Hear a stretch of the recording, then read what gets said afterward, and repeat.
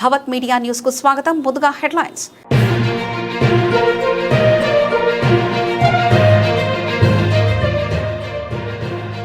Operation Sindoor కు ఏడాది. Operation పై ప్రత్యేక వీడియో విడుదల చేసిన భారత సైన్యం.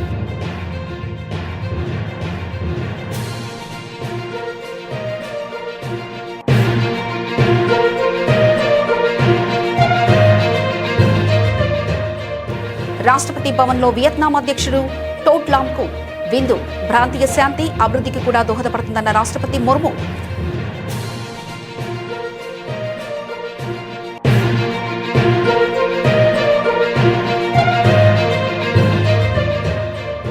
తమిళనాట ఉత్కంఠ. గవర్నర్తో మరోసారి విజయపేటి బల నిరూపణకు సిద్ధం.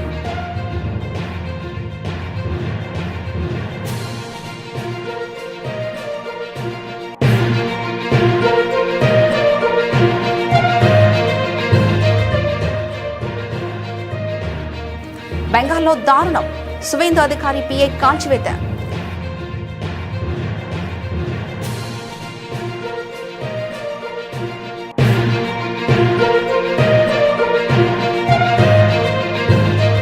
కేంద్ర మంత్రితో ముఖ్యమంత్రి రేవంత్ రెడ్డి భేటీ. మెట్రో రెండో దిశగా అవసరమైన అనుమతులు మంజూరు చేయాలని విజ్ఞప్తి.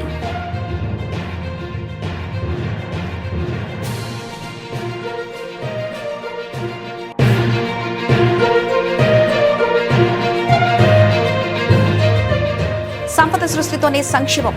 కలెక్టర్ల సదస్సులో సీఎం చంద్రబాబు దిశానిర్దేశం.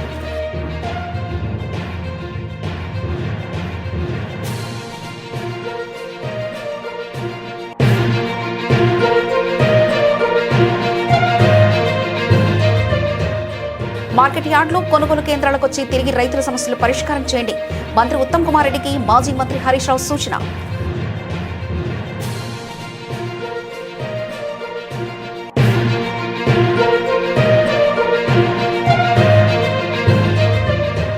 వైఎస్ జగన్ పై కక్ష సాధింపే లక్ష్యంగా కూటమి డైవర్షన్ పాలిటిక్స్.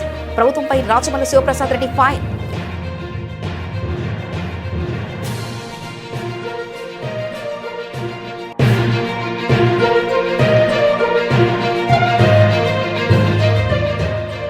కార్పొరేట్ విద్యా సంస్థలు కోట్లు దండుకుంటున్నాయంటున్న కవిత ఆగ్రహం. ఫీజుల నియంత్రణకు చట్టం తీసుకురావాలని డిమాండ్.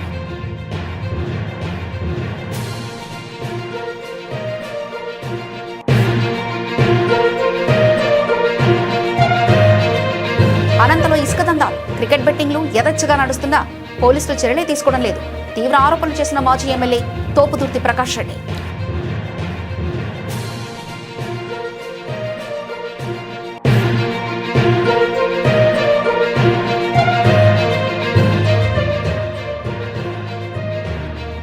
పంజాబ్ పై హైదరాబాద్ ఘన విజయం. పాయింట్ల పట్టికలో అగ్రస్థానానికి సన్ రైజర్స్.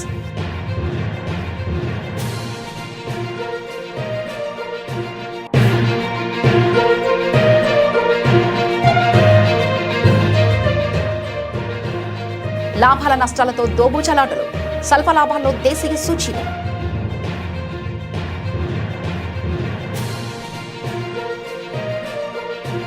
భారత సైన్యం నిర్వహించిన ఆపరేషన్ సింధూర్ కు ఏడాది పూర్తయిన సందర్భంగా ప్రధాని నరేంద్ర మోదీ పలువురు కేంద్ర మంత్రులు తమ సోషల్ మీడియా ఖాతాల డిస్ప్లే పిక్చర్లను డీపీలుగా మార్చారు.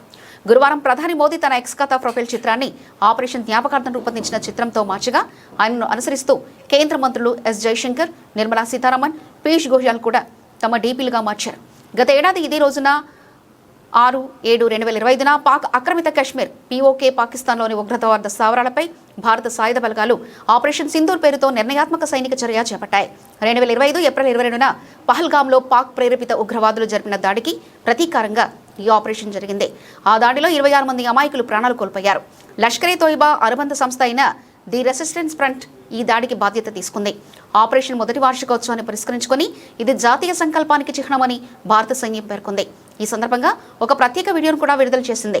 పహల్గామ్ దాడికి పాల్పడిన ప్రతి ఉగ్రవాదిని, వారిని నడిపించే వారిని భారత్ గుర్తించి శిక్షిస్తుందని ప్రధాని మోదీ గతంలో చేసిన హెచ్చరికను ఈ వీడియోలో పొందుపరిచారు. IANS కథనం ప్రకారం ఈ ఆపరేషన్ ద్వారా ఉగ్రవాదంపై తమది జీరో టాలరెన్స్ విధానమని భారత్ మరోసారి ప్రపంచానికి స్పష్టం చేసింది. రాష్ట్రపతి ద్రౌపది ముర్ము రాష్ట్రపతి భవన్లో వియత్నాం అధ్యక్షుడు టో లామ్ కు స్వాగతం పలికి గౌరవార్థం విందిచ్చారు.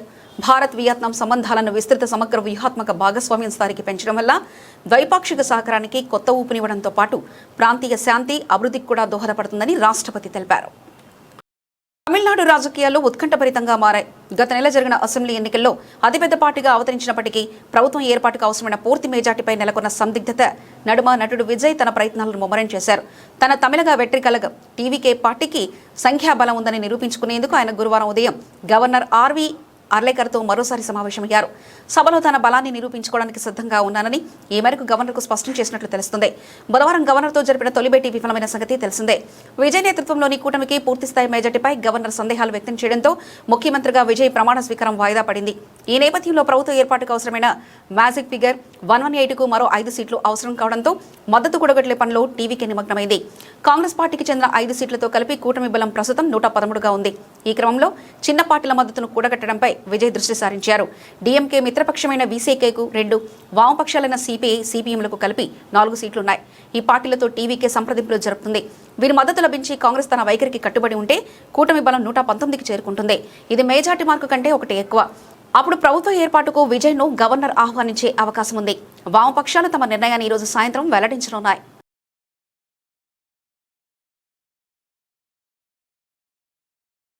పశ్చిమ బెంగాల్లో ఎన్నికల అనంతరం హింస తీవ్ర రూపం దాల్చింది.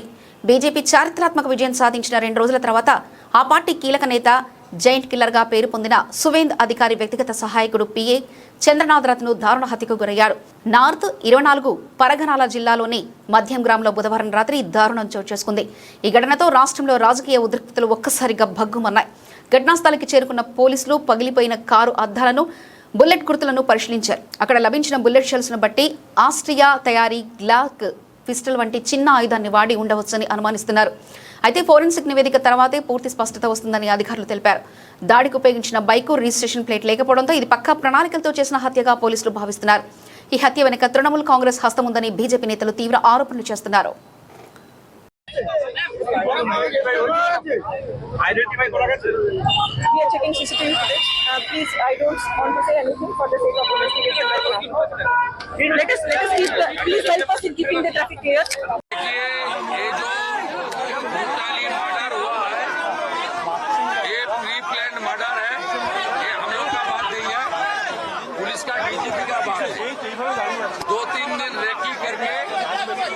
Fully pre planned murder, police ने इन्वेस्टिगेशन चालू किया, स्टेट का सीनियर पुलिस ऑफिसर लोग आया, हम लोग बहुत पेनफुल हार्ट में ये जो मर्मांतिक हादसा हुआ इसका निंदा करने का कोई भाषा हम लोग का पास नहीं है। दिल्ली से हमारी राष्ट्रीय अध्यक्ष से लेकर संतोष जी से लेकर सब ने जानकारी लिया है। केंद्रीय मंत्री डॉक्टर सुकांतो मजूमदार उन्होंने 4 घंटे तक पूरा जो इंसिडेंट हुआ फैमिली के साथ, पुलिस के साथ बात किया है। पार्टी की ओर से ऑनरेबल एमपी पार्टी का जीएस ज्योतिर्मय सिंह महातो जी और कम से कम 20 चुने हुए विधायक सब अपने अपने क्षेत्र छोड़कर ये जो हुआ है इसके लिए परिवार का साथ और हमारी वर्कर का साथ रहने के लिए आया है। हम लोग इंतजार करेगा। पुलिस ने कुछ ना कुछ क्लू उनको मिला है, पुलिस ही कार्रवाई करेगा। डीजीपी देख रहा है। हमारे आईपीएस हमारी लीडर भारती गिस जी ने पुलिस का जो इन्वेस्टिगेशन और हो सकता है वो उसको बारे में जानकारी इकट्ठा करेगा। बंगाल की जनता भी सुरक्षित नहीं है, ऐसी घटना हुआ है कि बंगाल के 15 साल का महाजंगल राज का एक उपबल का नतीजा है। बीजेपी सरकार जब पिकअप कर लेगा एडमिनिस्ट्रेशन तब धीरे धीरे गुंडा को सफाई करने का काम शुरू हो जाएगा। తెలంగాణ రాష్ట్ర ముఖ్యమంత్రి రేవంత్ రెడ్డి కేంద్ర మంత్రి మనోహర్ లాల్ ఖట్టర్తో సమావేశమయ్యారు. ఇరువురు నేతలు సుమారు అర్ధగంట పాటు సమావేశమై వివిధ అంశాలపై చర్చించారు. ఈ సందర్భంగా మెట్రో 2వ దశకు అవసరమైన అనుమతులు మంజూరు చేయాలని కేంద్ర మంత్రిని ముఖ్యమంత్రి కోరారు. హైదరాబాద్ మెట్రో రైలును రాష్ట్ర ప్రభుత్వం ఆధీనంలోకి తీసుకోనున్నట్లు కేంద్ర మంత్రి దృష్టికి తీసుకెళ్లారు. మెట్రో 2వ దశ DPRను వెంటనే ఆమోదించాలని కోరారు. శంషాబాద్ విమానాశ్రయం, ఫ్యూచర్ సిటీ కారిడార్ను ఫేజ్ 3 కింద చేపట్టాలని ముఖ్యమంత్రి కోరారు. సీఎం చంద్రబాబు నాయుడు నేతృత్వంలోని 7వ కలెక్టరేట్ల కాన్ఫరెన్స్లో గురువారం సచివాలయంలో ప్రారంభమైంది. రాష్ట్ర పాలనలో కీలకమైన ఈ సమావేశంలో ప్రభుత్వ ప్రధాన కార్యదర్శి సాయిప్రసాద్, మంత్రులు, జిల్లాల కలెక్టర్లు, వివిధ శాఖల ఉన్నతాధికారులు పాల్గొన్నారు. సదస్సు ప్రారంభంలో business reformer of the year award దక్కించుకున్నందుకు ముఖ్యమంత్రికి మంత్రులు, అధికారులు స్టాండింగ్ ఓవేషన్తో ఘనంగా అభినందనలు తెలిపారు. ఇది తన ఒక్కడి విజయం కాదని, గ్రామస్థాయి అధికారి నుంచి మంత్రుల వరకు అందరి సమిష్టి కృషి ఫలితమని సీఎం పేర్కొన్నారు. ప్రస్తుతం తమ ప్రభుత్వం అభివృద్ధిని పరుగులు పెట్టిస్తుందని, ప్రజల జీవన ప్రమాణాలు పెంచేలా పాలన సాగిస్తుందని ఆయన అన్నారు. సంక్షేమం, అభివృద్ధి, సంపద సృష్టి అనేవి ఒకదానికొకటి ముడిపడిన చక్రం లాంటివి. అభివృద్ధి లేకుండా సంపద రాదు, సంపద లేకుండా సంక్షేమం సాధ్యం కాదు. డబ్బులు లేవని కూర్చోవడం కాదు, సంపదను సృష్టించే పని చేయాలి, చేద్దామని అధికారులకు పిలుపునిచ్చారు. ప్రజాప్రతినిధులు, అధికారులు సమన్వయంతో పనిచేసినప్పుడే ప్రభుత్వం విజయవంతమవుతుందని స్పష్టం చేశారు. ఈరోజు విశాఖపట్నం ఐటీ హబ్గా తయారైంది. ఒక పాలసీ ఎట్లా ప్లే చేస్తుందంటే 99 పైసలు ఎకరాల ల్యాండ్. మనకు ఉద్యోగాలు కావాలి. ఉద్యోగాలు కావాలంటే ఎక్కడో ఒక ఫ్లాగ్షిప్ ప్రోగ్రామ్ ఇవ్వాలి. ఆ 99 పైసలు is a game changer. Visakhapatnam రూపురేఖలు మార్చగలిగాం. విశాఖపట్నం ఎప్పటి నుంచో ఉంది. ఏదైతే ఈ పాలసీ మనం తీసుకున్నాం, దానివల్ల ఈరోజు విశాఖపట్నంలో ఒక నాలెడ్జ్ ఎకానమీకి చిరునామాగా తయారయ్యే పరిస్థితి వచ్చింది, తిరుమల సహా. చాలా మంచిగా వడ్లు కొంటున్నాం, ఎవరికి ఇబ్బంది లేదని మంత్రి ఉత్తమ్ కుమార్ రెడ్డి చెప్పారని బీఆర్ఎస్ సీనియర్ నేత మాజీ మంత్రి హరీష్ రావు అన్నారు. కానీ వాస్తవానికి మంత్రి వ్యాఖ్యలకు భిన్నంగా పరిస్థితి ఉందని హరీష్ రావు తెలిపారు. చౌటుప్పల్లో రైతుల మధ్య నిలబడి మాట్లాడుతున్నానంటూ నెల రోజులైనా వడ్లు కొనడం లేదని ఇక్కడ రైతులే చెప్తున్నారని మంత్రిని నిలదీశారు. ఎక్కడో కూర్చొని మాట్లాడడం కాదు, మార్కెట్ యార్డులు, కొనుగోలు కేంద్రాలకు వచ్చి తిరిగి రైతుల సమస్యలు పరిష్కారం చేయాలని మాజీ మంత్రి హితవు పలికారు. మాటలు మాట్లాడి ఉత్తమ్ కుమార్ రెడ్డి, అయ్యా ఉత్తమ్ కుమార్ రెడ్డి, నేను ఎక్కడి నుంచో మాట్లాడతలేను, హైదరాబాద్ లో ఏసీ రూమ్ లో కూర్చొని నీ లెక్క మాట్లాడతలేను. నీ జిల్లాలో చౌటుప్పల్ మార్కెట్ లో రైతుల మధ్య రైతులను పక్కన పెట్టుకొని మాట్లాడుతున్నా. ఇగో ఈ అమ్మ ధనమ్మ, ఈ చెల్లె నిర్మల. ధనమ్మ మార్కెట్ కు వడ్లు తెచ్చి 20 రోజులైంది. నిర్మల గారు మార్కెట్ కు వడ్లు తెచ్చి దాదాపు 24 రోజులైతా ఉంది. 24 రోజులైనా వడ్లు కొనే దిక్కు లేదు. 30 తారీఖు నాడు మాయిశ్చర్ చూసిండ్రు, ఇవాళకి కూడా కాంటా అయితలేదు. మాయిశ్చర్ పాస్ అయినాక కూడా 8 రోజులైనా కాంటా పెట్టే దిక్కు లేదు. అంటే రైతులు 20 రోజుల నుంచి 30 రోజులు మార్కెట్లో పడిగాపులు కాస్తా ఉన్నారు. 44 డిగ్రీల ఎండకు మాడిపోతా ఉన్నారు, పిట్టల్లాగా రాలిపోతా ఉన్నారు. నీ ప్రభుత్వం యొక్క చేతగాంతనం వల్ల ఇలా రైతులు చాలా కష్టాలు పడుతున్నటువంటి పరిస్థితి వచ్చింది. అంటే వడ్లమ్ముకోవడానికి నెల రోజులు పడిగాపులు కాస్తే తప్ప వడ్లమ్ముకునే పరిస్థితి లేదు. ముందు మీరు మాయిశ్చర్ చూడడానికి 10 రోజులు తీసుకుంటున్నారు, సంచులు ఇయ్యడానికి వారం రోజులు తీసుకుంటున్నారు, కాంటా పెట్టడానికి వారం రోజులు తీసుకుంటున్నారు. కాంటా పెట్టినాక మిల్లుల దించడానికి ఇంకో వారం రోజులు పడుతుంది. ఆ మిల్లు దగ్గరికి పోయిన తర్వాత కూడా మీకు తాలుందని చెప్పి మిల్లులు 8 సంచులు, 4 సంచులు, 5 సంచులు లారీకి కటింగ్ పెడుతున్నారు.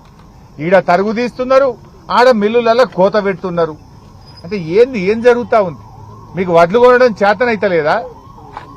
నేను అడుగుతా ఉన్నా ఉత్తమ్ కుమార్ రెడ్డి, నువ్వు హైదరాబాద్ లో కూర్చొని మాట్లాడు కాదు, రా గల్లీలకు రా, రైతులు వడ్లమ్మే కొనుగోలు కేంద్రాలకు రా, మార్కెట్ యార్డులకు వచ్చి రైతుల మధ్య రైతుల బాధలు విను, రైతుల కష్టాలు విను, సమస్యలు పరిష్కారం చేయి. పొద్దుటూరులోని తన క్యాంపు కార్యాలయంలో నిర్వహించిన మీడియా సమావేశంలో వైఎస్ఆర్సీపీ అధికార ప్రతినిధి, మాజీ ఎమ్మెల్యే రాజమల్లి శివప్రసాద్ రెడ్డి కూటమి ప్రభుత్వం, టీడీపీ నేతలపై తీవ్రస్థాయిలో విమర్శలు గుప్పించారు. వైఎస్ జగన్పై పచ్చముకలు కక్ష సాధింపుతో మార్పింగ్ ఫోటోలు సృష్టించి అసత్య ప్రచారాలకు తెరలేపుతున్నారని ఆరోపించారు. ప్రజా సమస్యలపై విఫలమైన కూటమి ప్రభుత్వం వాటి నుంచి దృష్టి మళ్లించేందుకు డైవర్షన్ పాలిటిక్స్ చేస్తుందంటూ ఆయన విమర్శించారు. ఒకప్పుడు డాక్యుమెంటరీలో లేని జగన్ పేరు, ఫోటో ఇప్పుడు ఎలా వచ్చాయో సమాధానం చెప్పాలని నిలదీశారు. ఏదో ఒక రూపంలో ఎప్పుడో ఒకసారి ప్రజలకు ఏ కష్టం వస్తే ఇంకోటి తీసుకొచ్చి పెట్టేది. ఆ ఇంకొకటి తీసుకొచ్చి పెట్టే ప్రతిసారి జగన్మోహన్ రెడ్డి గారి పేరు చొప్పించాలా, జగన్మోహన్ రెడ్డి గారికి బురదన్న బుయ్యాలా, రక్తమన్న బుయ్యాలా, ఏదో ఒకటి ఒక మరకైతే ఆయనకు పూసి వీళ్ళ మరకల నుంచి తప్పించుకునే దానికి ప్రయత్నం చేస్తారు పెద్దబాబు, చిన్నబాబు. వాళ్ళు ఏం ఈరోజు చేస్తాండేదంటే కన్నా 2021 సంవత్సరంలో బ్లడ్ షాండర్స్ అనే ఒక పుస్తకం రాసినాడు ప్రముఖ సీనియర్ జర్నలిస్ట్ ఉడుగుల సుధాకర్ రెడ్డి. ఎర్రచందనానికి సంబంధించి రాసినాడు బ్లడ్ స్టాండర్డ్స్ అని చెప్పి. అది 2023 సంవత్సరంలో ప్లానెట్ కిల్లర్స్ పేరుతో ఒక ఇన్వెస్టిగేషన్ ఛానల్ ఒక డాక్యుమెంటరీ తీసింది 2023 సంవత్సరంలో. ఈ ఉడుమల సుధాకర్ రెడ్డి సీనియర్ జర్నలిస్ట్ రాసిన పుస్తకం ఆధారం ప్రకారం 2023 సంవత్సరంలో ఒక డాక్యుమెంటరీ. ఆ డాక్యుమెంటరీలో ఎక్కడే కానీ జగన్ గారి పేరు కానీ జగన్ గారి ఫోటో కానీ ప్రస్తావన కానీ లేదు. ఇప్పుడు కొత్తగా ఈ పచ్చమూకల యొక్క కుతంత్రముతో వీరి కుట్రలతో ఇప్పుడు కొత్తగా డిస్కవరీ అనే ఒక మళ్ళీ డాక్యుమెంటరీ తయారు చేసినారు. ఇప్పుడు మళ్ళీ కొత్తగా ఆ డాక్యుమెంటరీ పేరు కూడా ఏంటంటే కన్నా జావా డిస్కవరీ. ఈ జావా డిస్కవరీ అనే ఈ ఛానల్ ద్వారా ఏవైతే డాక్యుమెంటరీ కథనం తయారు చేసినారో దీంట్లో ఉన్నట్టుండి జగన్ గారి ఫోటో, జగన్ గారి ప్రమేయము ఇవన్నీ తీసుకొచ్చి పెట్టినారు. ఎవరికి? కొల్లం గంగిరెడ్డి ఎర్రచందన స్మగ్లర్ ఎవరైతే ఉన్నారో కొల్లం గంగిరెడ్డి, ఆయనకు జగన్మోహన్ రెడ్డి గారికి కనెక్షన్ కుదురుస్తూ వేరే ఫోటోలు తీసుకొచ్చి మార్ఫింగ్ చేసి ఈ కథనంలో ఈ డాక్యుమెంట్లో పెట్టి ఇప్పుడు మళ్ళీ ఒక స్టేట్మెంట్. పెద్ద ఎర్రచందనం స్మగ్లర్, అంతర్జాతీయ స్థాయిలో స్మగ్లింగ్ గ్యాంగులతో సంబంధం ఉండేవాడు మహేష్ నాయుడు. ఈనాడు అరెస్ట్ చేసి 2014లో అరెస్ట్ చేసినారు. 1 సంవత్సరం రోజులు కడప జైల్లో పెట్టినారు, పీడీ యాక్ట్ పెట్టి. చాలా కేసులలో ముద్దాయి ఆయన.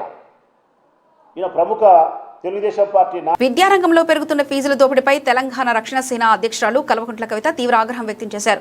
సోమాజిగూడ ప్రెస్ క్లబ్లో నిర్వహించిన రౌండ్ టేబుల్ సమావేశంలో ఆమె మాట్లాడుతూ రాష్ట్రంలో కార్పొరేట్ విద్యా సంస్థలు విద్యను వ్యాపారంగా మార్చి కోట్లు దండుకుంటున్నాయని, వీటిని నియంత్రించకపోతే రాష్ట్ర వ్యాప్త పోరాటం చేస్తామని కవిత హెచ్చరించారు. విద్యాశాఖ బాధ్యతలు కూడా ముఖ్యమంత్రి చూస్తున్నప్పటికీ స్కూల్ ఫీజులు 50 నుంచి 120% పెరిగినా పట్టించుకోవడం లేదంటూ ఆమె విమర్శించారు. ప్రభుత్వం తక్షణమే స్పందించి మే నెలలో ఫీజుల నియంత్రణ చట్టం తీసుకురావాలని డిమాండ్ చేశారు. ప్రైవేట్ స్కూళ్ల దోపిడీపై స్పందిస్తూ గత ఏడాది పోలిస్తే ₹1 కూడా ఫీజు పెంచకుండా ప్రభుత్వం తక్షణమే జీవో విడుదల చేయాలని కవిత కోరారు. నేను ముఖ్యమంత్రి గారిని సూటిగా డిమాండ్ చేస్తా ఉన్నాను. హైదరాబాద్ పబ్లిక్ స్కూల్ అనేటటువంటిది ప్రభుత్వం ఇచ్చినటువంటి భూమిలో నడిచేటటువంటి సంస్థ. అందులో ఉన్నటువంటి భూమిలో ఒక 30 ఎకరాలని కొట్టేయడానికి ఆ కమిటీ ప్లాన్ వేస్తున్నటువంటి విషయం మీకు తెలుసు, మాకు తెలుసు, అందరికీ తెలుసు. వాళ్ళందరూ ప్రభుత్వ పెద్దలు ఉన్నారు, ముఖ్యమంత్రి గారి బంధువులు ఉన్నారు.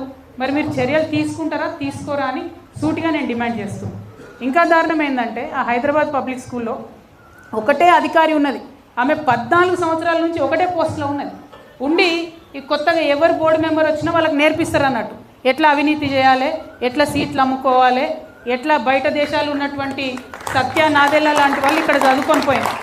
సత్య Nadella is alumni of Hyderabad public school. So ఇప్పుడు ఏంది, ఆయన వచ్చి ఇక్కడ డొనేషన్ ఇచ్చిపోయింది మొన్న.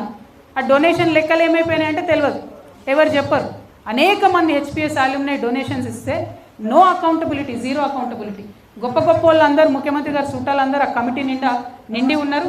విద్యాశాఖ మంత్రి మన కర్మగాలి ముఖ్యమంత్రి గారే ఉన్నారు. కాబట్టి నేను వారిని డిమాండ్ చేస్తున్నా, you should please immediately review what is happening in HPS మీద రివ్యూ చేయాలి. హైదరాబాద్ పబ్లికేషన్ మీద ఖచ్చితంగా పబ్లిక్ స్కూల్ మీద ఒక స్టాండ్ తీసుకోవాలని నేను డిమాండ్ చేస్తున్నాను. అంటే ఎందుకు అంత స్ట్రెస్ చేసి నేను హెచ్పిఎస్ మీద చెప్తున్నా అంటే ఈసారి 120% ఫీజు హైక్ చేసింది. 120%. పోయిన సంవత్సరం 93,000 కట్టినటువంటి పేరెంట్స్ ఈసారి 2,08,000 కట్టాలి. కానీ ప్రభుత్వం నిమ్మకు నీరెత్తినట్టుగా ఉన్నది. అది ప్రభుత్వ స్కూల్, ప్రభుత్వ భూమితో నడిచేటటువంటి స్కూల్, ప్రభుత్వానికి అకౌంటబుల్గా ఉంటుంది. అక్కడనే 120% పెరిగితే ముఖ్యమంత్రి గారు పట్టించుకోకపోతే ఇక ఏ నారాయణ స్కూలోడో, ఏ చైతన్య స్కూలోడో, ఇంకో స్కూలోడో పెంచిన ఫీజు మీద మీరు ఏం పట్టించుకుంటారు? మీరు వాళ్ళని ఎట్లా ప్రశ్న వేస్తారనే విషయాన్ని ముఖ్యమంత్రి గారు నేను అడుగుతున్నాను.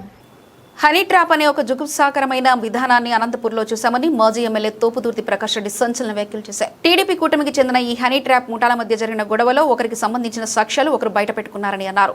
అనంతలో ఇసుక దందాలు, క్రికెట్ బెట్టింగ్లు, మట్కాలు, దొంగతనాలు యథేచ్ఛగా నడుస్తున్నా పోలీసులు వాటిపై చర్యలు తీసుకోవడం లేదని విమర్శించారు. మనం మన అనంతపురం జిల్లాలో చూస్తున్నాము. అనంతపురం జిల్లా గౌరవ ప్రతిష్టలకు భంగం వాటిల్లేటువంటి కార్యక్రమంగా భావిస్తున్నాము.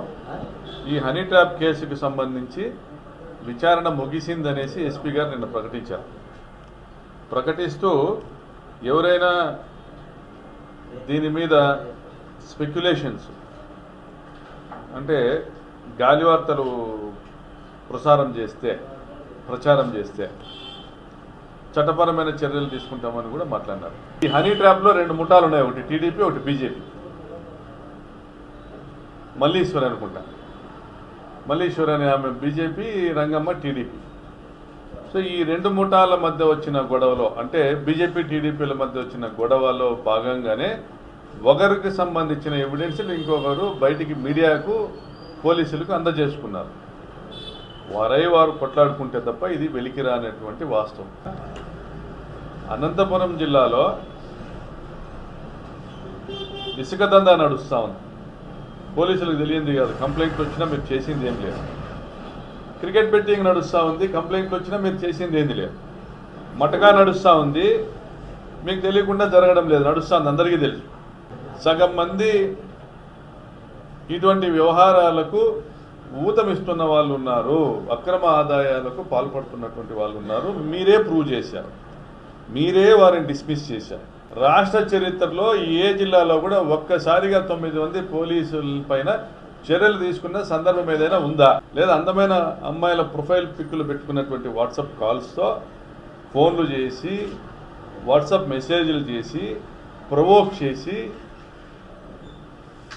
ఈ ఫోన్లు హైదరాబాద్ నుంచి వచ్చి ఉండొచ్చు, బెంగళూరు నుంచి వచ్చి ఉండొచ్చు, దీంట్లో ఎవరెవరు ఆ ఫోన్లు చేసిన వాళ్ళు ఉంటారో, పోనీ ఆ వీడియో కాల్స్ చేసిన వాళ్ళలో ఎవరెవరు ఉన్నారో అది దాంట్లోకి నేను వెళ్ళట్లేదు. మీ ఇన్వెస్టిగేషన్లో మీరు చెప్పాలి.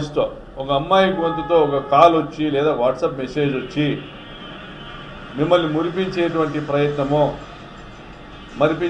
ప్రయత్నమో చేస్తే మీరు మోసపోకండి, మీరు మురిసిపోకండి అని మెసేజ్ ఇవ్వాలి జిల్లా ఎస్పీ గారు. మీరు మురిసిపోకండి, మీరు మోసపోకండి, వెంటనే ఆ నంబరు మాకు చేర్చండి అని మీరు పోలీస్ డిపార్ట్మెంట్ మెసేజ్ ఇవ్వాలి. చేరిస్తే ఆ నంబర్ మీద ఇన్వెస్టిగేట్ చేస్తే ఇది హనీ ట్రాప్ మాఫియాకి సంబంధించిందా లేదా ఆకతాయిల పైన తేల్చాల్సిన బాధ్యత పోలీస్ డిపార్ట్మెంట్. ఆ విధంగా ఎవరికి వాట్సాప్ మెసేజ్ వచ్చింది, ఎందుకంటే చాలామంది మీడియా మిత్రులకు ఈ మెసేజ్లు వచ్చాయి, ఫోన్లు వచ్చాయి, చాలామంది రాజకీయ నాయకులకు కూడా వచ్చాయి, చాలామంది వ్యాపారస్తులకు వచ్చాయి. ఇది ఎవరు బయటికి చెప్పుకోలేరు. మీరు ఆధారాలు తీసుకొని రాగలుగుతారా ప్రకాష్ రెడ్డి గారు అంటే ఎవరు చెప్పుకోరు, బయటికి చెప్పుకోరు. నేను ఫలానా దగ్గరికి పోయింటి వాళ్ళు ఇట్లా చేసినారని ఎవరు చెప్పుకుంటారా?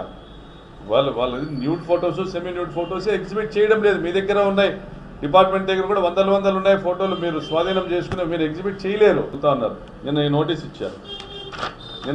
ఇచ్చారు, మీ దగ్గర ఉన్నటువంటి సమాచారం మొత్తం మాకు ఇవ్వండి, సహకరించండి. ఆల్రౌండ్ షోతో అదరగొట్టిన సన్ రైజర్స్ హైదరాబాద్ టాప్నకు దూసుకెళ్లింది. క్లాసెన్ 43 బంతుల్లో 3 ఫ్లోర్లు 4 సిక్స్లతో 69, ఇషాన్ కిషన్ 32 బంతుల్లో 2 ఫ్లోర్లు 4 సిక్స్లతో 55, అర్ధ శతకాలతో పాటు బౌలర్లు సమిష్టిగా చెలరేగడంతో మ్యాచ్లో సన్ రైజర్స్ 33 పరుగుల తేడాతో పంజాబ్ కింగ్స్ను చిత్తు చేసింది. ఈ విజయంతో మొత్తం 14 పాయింట్లు సాధించిన సన్ రైజర్స్ టాప్ లేపగా వరుసగా 3వ ఓటమితో పంజాబ్ 2వ స్థానానికి చేరింది. తొలుత సన్ రైజర్స్ 20 ఓవర్లలో 235/4 స్కోర్ చేసింది. లక్ష్యం కోసం బరిలోకి దిగిన పంజాబ్ ఘోరంగా తడబడింది. కూపర్ మినహా మిగతా బ్యాటర్లు పెవిలియన్కు క్యూ కట్టారు. ఓపెనర్లు ఫ్రియాన్స్ ఆర్యా 1, ప్రభు సిమ్రాన్ సింగ్ 3తో పాటు కెప్టెన్ శ్రేయాస్ అయ్యర్ 5 సింగిల్ డిజిట్లకే వెనుదిరగడంతో పంజాబ్ 23/3తో పీకల్లోతు కష్టాలు పడింది. చివరి ఓవర్లో యాన్సెన్కు షివాంగ్ అవుట్ చేసిన కూపర్ 6తో శతకం పూర్తి చేసుకున్నాడు. టాస్ ఓడి బ్యాటింగ్కు దిగిన సన్ రైజర్స్కు ఓపెనర్లు అభిషేక్ శర్మ 35, ట్రావిస్ హెడ్ 38, తొలి వికెట్కు 54 పరుగులతో అదిరే ఆరంభాన్నిచ్చారు. వన్డౌన్లో వచ్చిన కిషన్ కూడా బ్యాట్ జిల్పించడంతో పవర్ ప్లేను హైదరాబాద్ 79/1తో ముగించింది. వీరిద్దరు 32 బంతుల్లో 63 పరుగులు జోడించడంతో సన్ రైజర్స్ స్కోర్ 230కి దాటింది. కానీ ఆఖరి బంతికి క్లాసెన్ను వైశాఖ్ అవుట్ చేశాడు. నితీష్ కుమార్ 29 నాటౌట్ రాణించాడు. కమిన్స్ ప్లేయర్ ఆఫ్ ద మ్యాచ్గా నిలిచాడు.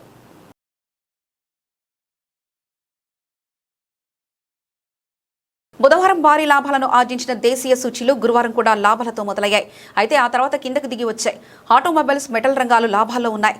అయితే రియాలిటీ రంగం సూచీలను వెనక్కి లాగుతుంది. అంతర్జాతీయ భౌగోళిక రాజకీయాల నేపథ్యంలో మదుపర్లు అప్రమత్తంగా వ్యవహరిస్తున్నారు. ఈ నేపథ్యంలో సూచీలు లాభ నష్టాలతో దోబూచులాడుతున్నాయి. ప్రస్తుతం స్వల్ప లాభాల్లో కొనసాగుతున్నాయి. ప్రస్తుతం డాలర్తో రూపాయి మారకం విలువ 94.79గా ఉంది.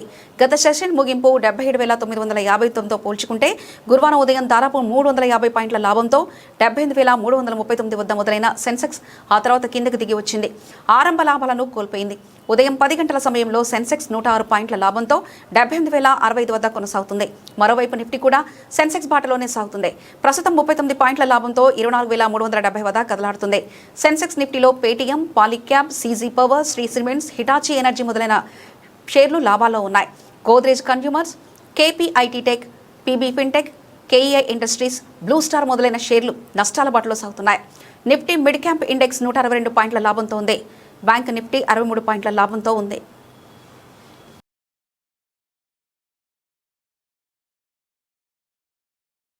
బులెటిన్ ముగించే ముందు హెడ్లైన్స్ మరోసారి చూద్దాం.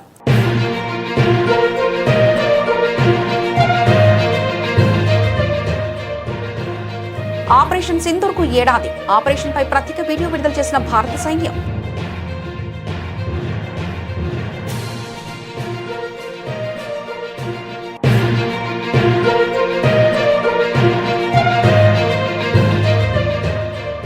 రాష్ట్రపతి భవన్లో వియత్నాం అధ్యక్షుడు టోట్ లాంకు విందు. ప్రాంతీయ శాంతి, అభివృద్ధికి కూడా దోహదపడుతుందన్న రాష్ట్రపతి ముర్ము.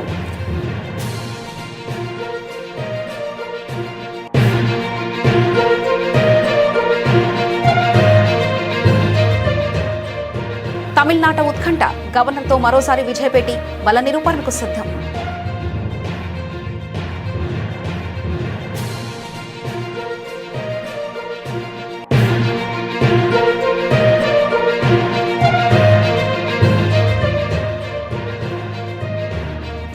బెంగాల్లో దారుణం.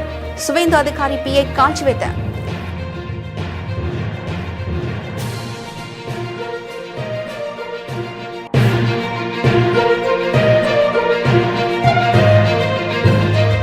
కేంద్ర మంత్రితో ముఖ్యమంత్రి రేవంత్ రెడ్డి భేటీ. మెట్రో 2వ దశకు అవసరమైన అనుమతులు మంజూరు చేయాలని విజ్ఞప్తి.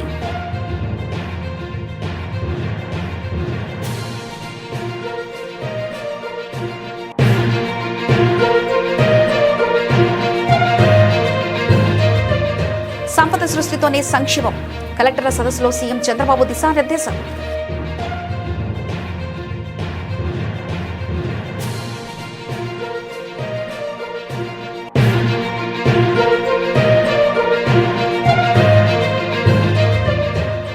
మార్కెట్ యార్డులు, కొనుగోలు కేంద్రాలకు వచ్చి తిరిగి రైతుల సమస్యలు పరిష్కారం చేయండి. మంత్రి ఉత్తమ్ కుమార్ రెడ్డికి మాజీ మంత్రి హరీష్ రావు సూచన.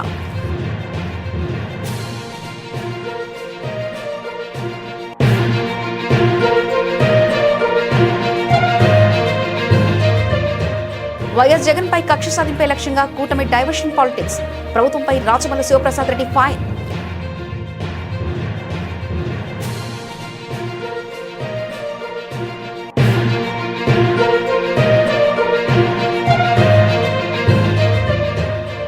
కార్పొరేట్ విద్యా సంస్థలు కోట్లు దండుకుంటున్నాయంటున్న కవిత ఆగ్రహం. ఫీజుల నియంత్రణకు చట్టం తీసుకురావాలని డిమాండ్.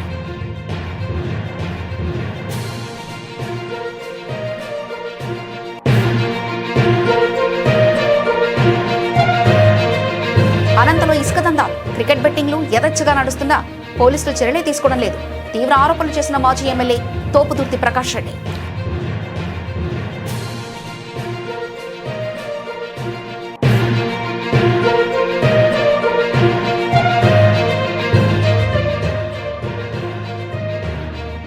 పంజాబ్ పై హైదరాబాద్ ఘన విజయం. పాయింట్ల పట్టికలో అగ్రస్థానానికి సన్ రైజర్స్.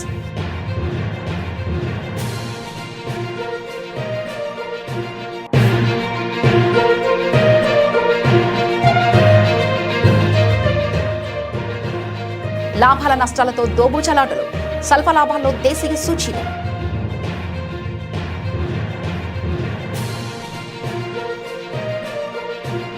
ఇవి ఇప్పటివరకున్న అప్డేట్స్. మరో బులెటిన్లో మళ్ళీ కలుసుకుందాం. అంతవరకు సెలవు. నమస్కారం.